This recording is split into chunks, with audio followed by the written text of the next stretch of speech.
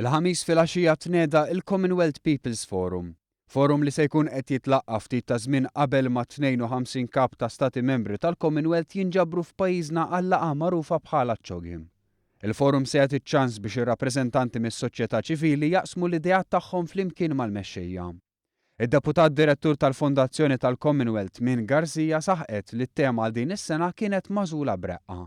The theme that we're putting together is resilience and what makes resilient society and how does resilience sort of contribute to sustainable development and to making societies transformative. So it's really tackling relevant issues, current issues. Il-Chairman tal-Fondazzjoni Ser Anand Satyanand qal li din se tkun opportunità tajba biex in-nies minn kull strata tas-soċjetà iwasslu leħinhom.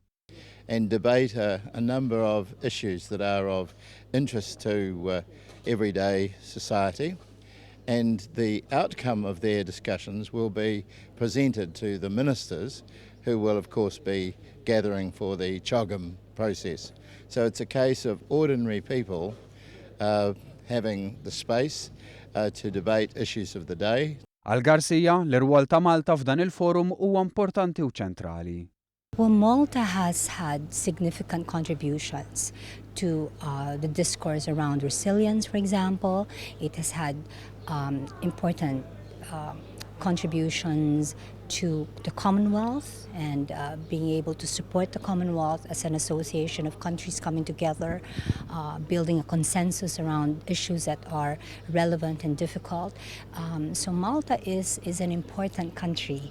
Jacqueline Mikallef Grimo li se tieħu ħsieb is-sottokumitat tal-forum qalet li din hija opportunità mill-aqwa biex Malta turi li tista' tkun il-katalista tal-bidla. Il-Ministru għad-Dialogu Soċjali Helena Dalli sostniet li tkun naturali li Malta li dejjem saħqet fuq ir-reżiljenza tkun protagonista fl-iżviluppi ta' dan il-forum.